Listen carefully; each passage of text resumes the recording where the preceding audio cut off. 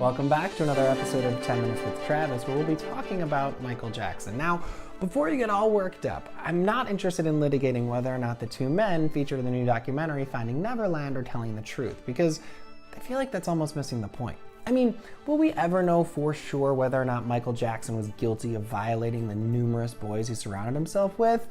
Probably not. Although, no one disputes the fact that he did spend his entire adult life sleeping with little boys, and also that the authorities did find fingerprints of those little boys on porn in and around his bedroom.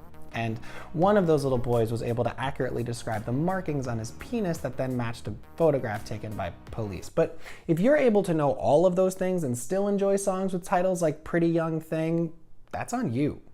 But what we do know for sure is that an estimated 60,000 American kids are sexually abused every year. 60,000. And more often than not, the abuser is not the king of pop or even a man in a van. It's normally someone the family knows and trusts. So if we want to protect kids, and unless I'm stuck on a plane with a screaming baby, I almost always do, we need to figure out a way to treat pedophiles before they can hurt children. I know, it's hard to think about treating pedophiles, mostly because we just want to burn them at the stake, or lock them up forever, or castrate them. All things which we've tried, and guess what? There's still 60,000 kids getting abused every year.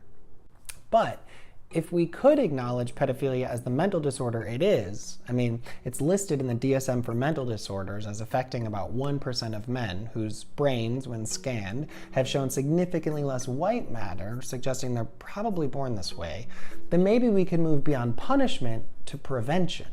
And it turns out treatment is available. While we haven't been able to cure pedophilia completely, we can protect kids by helping these men who almost all want help with a combination of therapy and medication.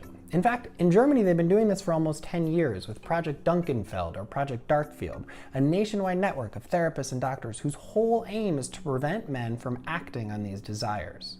But because we don't allow people to come forward and seek treatment with protection from the law, we're practically guaranteeing that kids will continue to be abused. And so doesn't that make us culpable in the abuse? I mean, we'd rather pretend this disorder doesn't exist and then hope that punishing people after they abuse children will be a deterrence. It's like pretending you're not lactose intolerant even though the Ben & Jerry's messes you up every single time.